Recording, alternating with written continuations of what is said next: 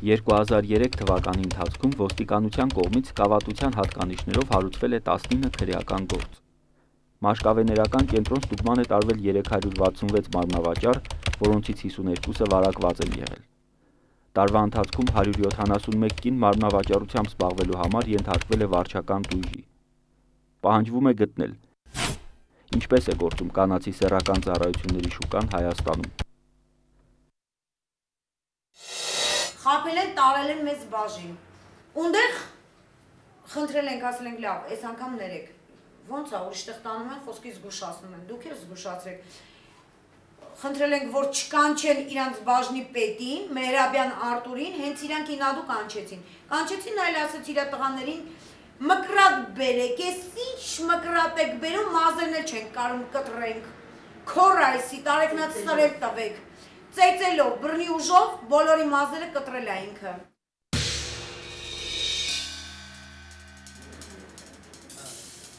Արաբկիրի բաժնի ոստիկանները փողոցում հաճախորդի սպասող կանանց պատժել են իրենց տարածքում կանգնելու համար։ Մինչև Բաղրամյան փողոց տեղափոխվել են մարմնավաճառները եղել են Մաշտոցի պողոտայում։ Նրանց այնտեղից վռնդել են ոստիկանության կենտրոնի բաժնի աշխատակիցները։ Քեզ դեպի մասն է։ Ասում է իրավունք չունես իմ տարածքը կանգնելու։ Քեզ թամամյան հովիկն է ուղարկել իմ տարածքը կանգնես։ Եթե ինքը կարա իր տարածքից քեզ ուղարկի, ես էլ անենց կանեմ, որ դու իմ տարածքը վաբշե չես կանգնի։ Այս կինը ոստիկանների կողմից երկրորդ անգամ է խոզվում։ Առաջինը 2001-ին էր, Քրիստոնեության 1701-ի տոնակատարության օրերին, երբ ստիպված կեղծամով է աշխատել։ Ոստիկանները կանանց մազերը կտրտելն ու խոզելը հիմնավորում են ոչիլների դեմ պայքարով։ Հերթական խոզման ակցիան տևել է մի քանի օր, այլանդակվել են մոտ 30 կին։ Գործողությունը զուգակցվել է ծեծով։ Ոչ ոտ, պրոստը այնտեղ չէիր կարա։ Բերանդ անգամ չէիր կարա բացեիր։ Բերանդ բացում էիր, ինքը արդեն խփում էր քեզ։ Բոլորն են խելոք կանգնել, մենակ ես չէ։ Հա, եթե իմ ընկերուհիներին է կտրում, բա ես կարող եմ վերի արտից օրեննեմ։ Ես դիմադրություն ցույց տամ, կարող է խփի ոտքս կոտրվի։ Բա հետո Ծեծված ու խուզված կանայք որոշել են բողոքել։ Նրանք ցանկանում են պարզել Հայաստանում իրենց իրավունքների սահմանը։ Նա իմանամ ես ես երկրում քայլելու իրավունք ունեմ, թե չէ։ Եթե իրանք աթոռի կռիվ են անում, ես էլ ուզում եմ իմ տեղի համար կռիվ անեմ։ Իմ կարիերան պրոսպեկտից եմ սկսես, տեղը վերջացնելու եմ։ Երկար քննարկումից հետո բողոքի դիմում գրելու համարձակություն ունեցավ տուժած կանանցից միայն մեկը։ Իմ ոտերի չի, ով գրում է գրի, ով չէ, ես հեսա տանում եմ դատախազություն։ Նա դիմում հասցեագրեց գլխավոր դատախազին և ոստիկանապետին, խնդրելով միջոցներ ձեռնարկել իրավապահ մարմինների կողմից նման արարքներ հետագայում թույլ չտալու համար։ Ես ուզում եմ իմանալ, ինքը իրավունք ունի իմ մազերը կտրելու, թե ոչ։ Եթե ունի վարչական տուգանք դնելու իմ վրա, իրավունք ունի արդյոք դրանից հետո էլ իմ մազերը կտրելու։ Ես տուգանքը տանում եմ, մուծում եմ իրա ինչ գործն է։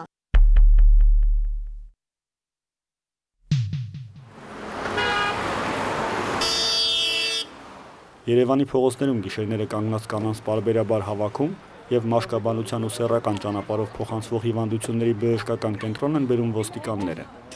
Հավաքվում է այնքան կին, որքան տեղավորվում է մեկ գազել մեքենայի մեջ։ Մաշկավեներական կենտրոն ուղեգրելը Երևանում մարմնավաճառության դեմ պետության պայքարի ամենահիմնական ձևն է։ Մաշկավեներականը պրոֆիլակտիկ ստուգում է, շատերը նույնիսկ ուրախ են լինում, քանի որ դա պետպատվերի սահմաններում է իրականացվում եւ վճարման ենթակա չէ, այսինքն առանց որևէ գումարի նրանք ստուգվում են եւ եթե որևէ մեկը ինչ-որ հիվանդությամբ տառապում է վեներական, ապա նաեւ բուժում են ստանում։ Երբեմն այդ բերման ենթարկելը իրականանում է հենց բռնի ուժի միջոցով, երբեմն առանց զանցանք ապացուցելու։ Կրտներ։ Բուժումը հարկադիր է, եթե իրենք բարի չեն լինում իրենց կամքով գնալ եւ ստուգվել, ապա արդեն ոստիկանության մարմինների կողմից ներկայացվածներս ենթարկվում են հարկադիր բուժման։ Մեզ իրան մի նկարի սաղից նկարը։ Հա։ Ապահովում է նրանց բուժումը, դեղորայքը բաժանվում են այդ անձանց եւ բաց են թողում։ Մենք չունենք այդպեսի հասկացողություն պարտադիր բուժում։ Ոստիկանների կողմից սեռական հիվանդությունների կենտրոն ուղեգրվելը Երևանի փողոցային սեռական շուկայի աշխատակցուհիների համար լուրջ պատիժ է։ Կանայք այդ հավաքներից վախենում են, փորձում են խուսափել, սակայն երբեք ոստիկաններին չեն դիմադրում։ Նրանք շարքով մտնում են իրենց հատկացված գազելը եւ ուղևորվում մաշկավեներական կենտրոն։ Եթե ոստիկանները հավաքն անցկացնում են շաբաթ օրը, կանայք երբեմն մինչև 2 շաբթի առավոտ փակված են մնում հիվանդանոցում, սպասելով հետազոտման։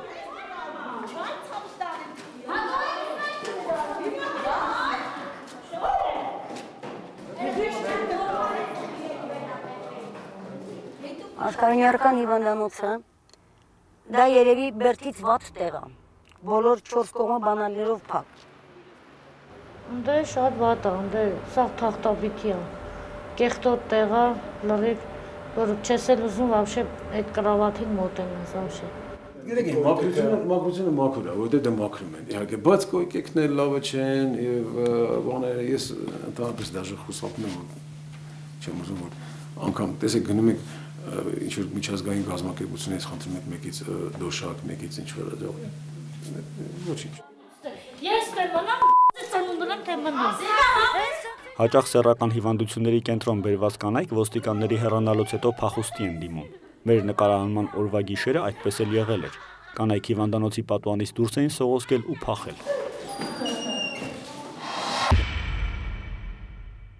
Մարմնավաճառի պիտակ կրողները կենտրոնում բուժվում են անվճար։ Նրանց փոխարեն վճարում է պետությունը։ Մյուսների համար ձրի են միայն պահպանակները։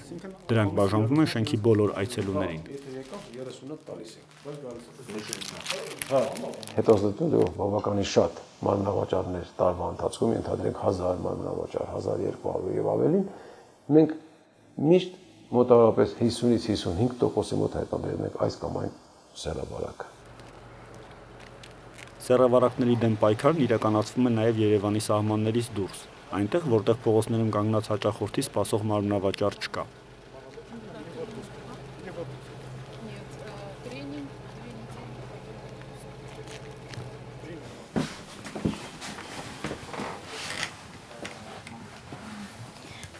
Իմ անունը Գայանե է, աշխատում եմ այստեղ որպես խորհրդատու։ Ինչ բողոքներ ունեք։ Բժիշկներ առանց սահմանի բելգիական կազմակերպությունը 2 տարի առաջ սահմանամերձ Բագրատաշեն գյուղում կլինիկա բացեց։ Յուրաքանչյուր ցանկացող այստեղ անվճար խորհրդատվություն ու բուժօգնություն է ստանում։ Ստուգում օրգանիզմում սեռավարակների եւ ձիահի առկայությունը։ Դիմում են հայեր, վրացիներ, ադրբեջանցիներ։ Չի գրանցվում մարդու անունը, նրա հիվանդության մասին տեղյակ է լինում միայն ինքը եւ բժիշկը, այսինքն բացի իրենից ոչ մեկ տեղյակ չի լինում իր հիվանդության, իր դիագնոզի մասին։ Եվ դա ավելի վստահություն է ներշնչում, որ մարդիկ ազատ լինեն։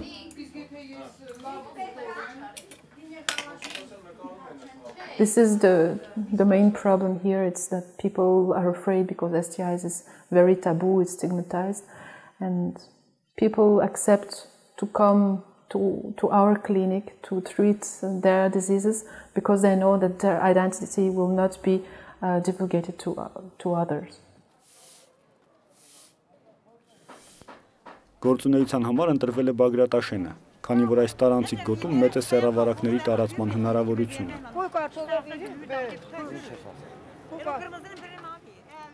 Առևտուր անելու համար եկած մարդիկ հաճախ գիշերում են հայկական եւ վրացական տարածքներում գործող պանդոկներում։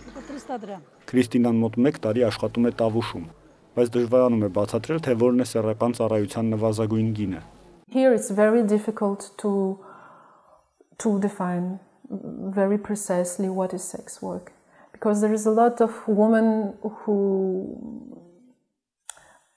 don't specially receive money for the sexual services that they can provide to other people. They can receive also goods, they can food, because they are in a such situation that they're lead to this. They're lead to give their sexual services in exchange of something, food for their children. Ճիշտ ասած, մեր կլիենտների մեծ մասը մեր ծանոթներն են, ոչ թե ինչ-որ մեկը գալիս է ու պատահական մեր գնում, այլ հիմնականում մեր ընկերուհիների տարբեր ծանոթներով, մեկը մյուսի հետ ծանոթացնելով տենց հետ աշխատում։ Կինը մոտ 4 տարի զբաղվում է մարմնավաճառությամբ։ Ժամանակին գայթակղվել է Արաբական Էմիրատներում հեշտ փող վաստակելու հեռանկարով եւ հավաքագրվել է մարդկանց առևտրով զբաղվողների, թրաֆիկյորների կողմից։ Բայց խումբը մեկնելուց առաջ բացահայտվել եւ ձերբակալվել է։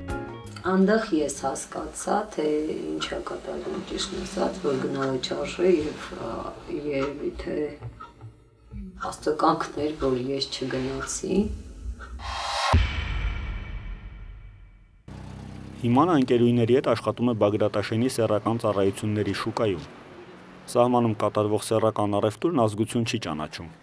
Ամեն մեկ նորվա հացը վաստակում է այնպես, ինչպես կարողանում է։ Հաճախ հայ կանայք սեռական ծառայություն են մատուցում սահմանից այն կողմ, Վրաստանում, տեղի ադրբեջանցիներին։ Տարբերությունն այն է, որ հայ աղջիկը աշխատում է Թուրքի ճաշարանում։ Ունի թուրք ընկեր։ Իհարկե լսել եմ, որ սահմանն անցնում են, գնում են այլ ազգի տղաների հետ են նման գործունեությամբ զբաղվում։ Մեծամասամբ մեր ազգի տղաների հետ են գնում, ես դրա կողմնակիցն եմ։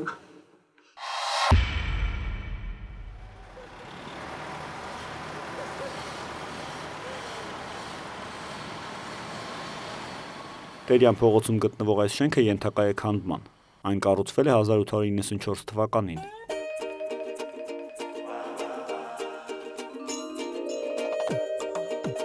Մերօրյա բնակիչները համոզված են, որ իրենց շենքը պատմական արժեք է ներկայացնում ոչ միայն ճարտարապետությամբ։ Ժամանակին այն որպես հասարակած տուն է ծառայել։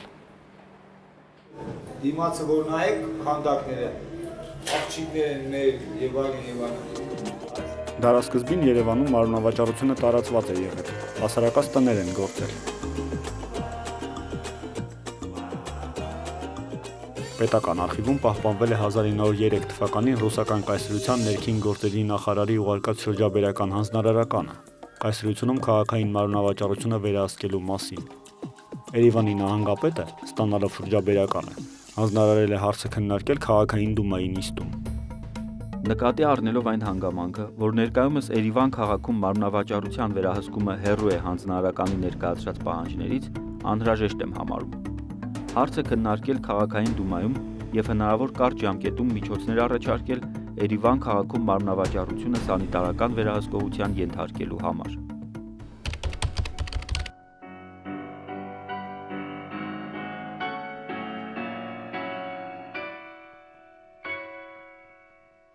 Ռուսաստանի մեծ քաղաքներում, Մոսկվայում, Սանկտ Պետերբուրգում դեռ 19-րդ դարի կեսերից գործում էին մարմնավաճառության դեմ պայքարող բժշկա ոստիկանական հանձնաժողովներ։ Դրանցում ընդգրկված ոստիկանների եւ բժիշկների խնդիրը փողոցային մարմնավաճառներին հայտնաբերելն ու հարկադիր բուժման ներկայացնելն էր։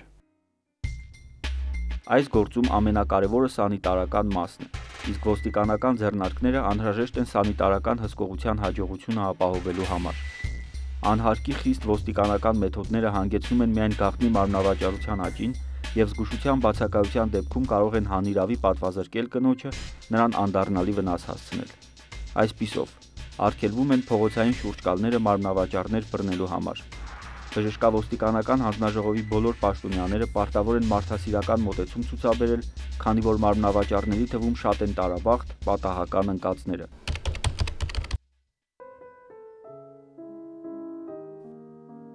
Այդ տարիներին գործող հասարակած տներում բժշկավոստիկանական հանձնաժողովները հետևում էին աշխատողների վիճակին։ Հասարակած տներ կարող էին բացել միայն 35 տարին լրացած կանայք։ Բիզնեսի այդ ձևով զբաղվելու համար կինը ընդամենը պետք է բժշկավոստիկանական հանձնաժողով ներկայացներ դիմում,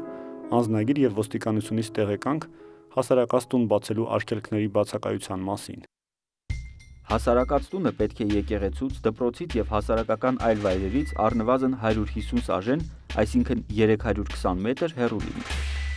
Հասարակած տան տիրուհին պարտադիր պետք է ապրի հաստատության սենյակներից մեկում։ Եթե նա ամուսնացած է, ապա ամուսինը նույնպես կարող է ապրել նույն կացարանում, բայց չի կարող խառնվել հասարակած տան կառավարմանը։ Տան տիրուհին չի կարող հաստատությունում 3 տարեկանից մեծ երեխա պահել։ Հասարակած տան տիրուհին ինքը չի կարող զբաղվել անառակությամբ եւ պետք է արգելի դրանով զբաղվել սպասուհուն եւ վերակացու կանանց։ Հասարակած տանտիրուհին չի կարող իր մոտ գտնվող կնոջից պահանջել վերջինիս եկամուտի 3/4-ից ավելին։ Եկամուտի 1/4 մասը մնում է մարմնավաճառ կնոջ տնօրինության տակ։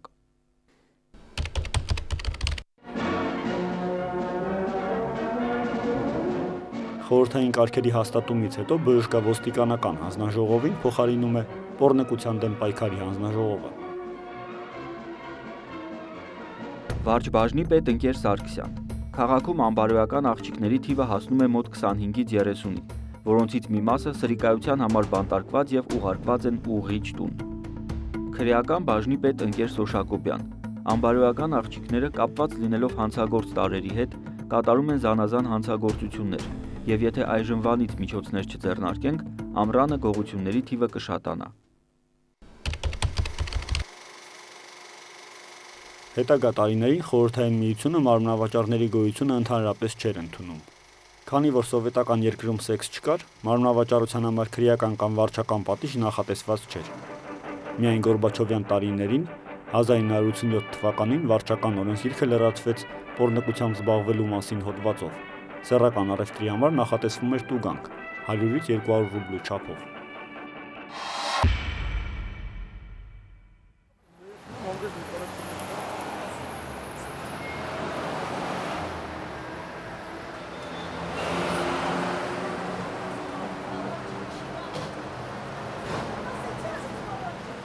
Երևանի փողոցները սեռական առևտրով զբաղվող կանանցից պարբերաբար մաքրող ոստիկանները գիտակցում են, որ չեն կարող իսպառ վերացնել բոլոր ժամանակների եւ հասարակարգերի մասնագիտությունը։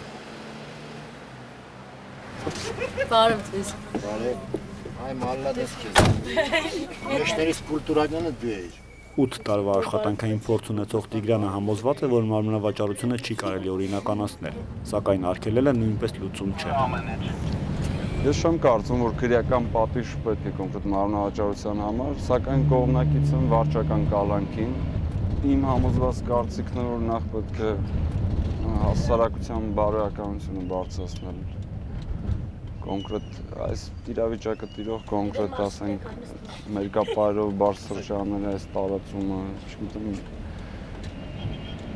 մարդիկ սկսել են ավելի թեթև նայել այս չարիքին, այս երևույթին։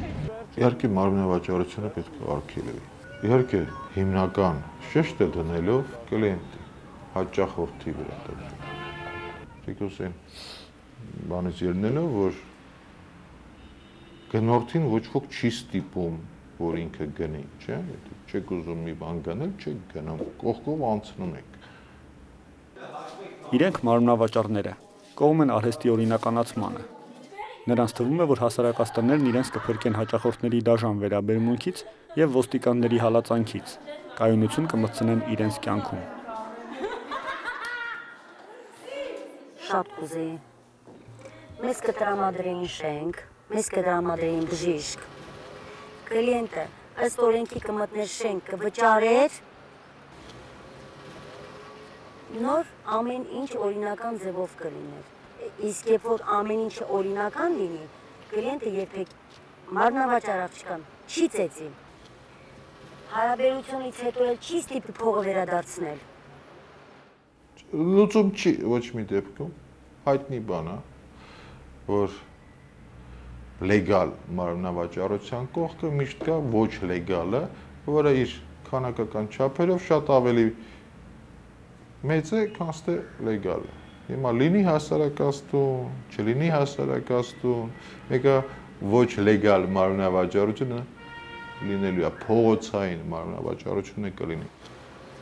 Հայաստանում կանայք փողոցային մարմնավաճառությամբ զբաղվում են հիմնականում օրվա հաց վաստակելու համար։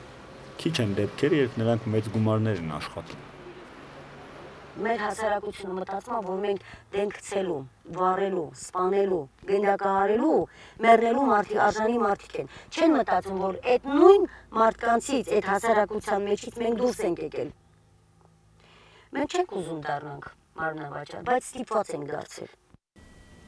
Знаете, вот после всего вот этого самое удивительное, что я себя считаю просто человеком. В первую очередь я себя считаю человеком, я себя проституткой не считаю. Как один мой знакомый сказал, что самое главное в душе не стать проституткой, а остальное все не важно, потому что к этой профессии приводят разные пути.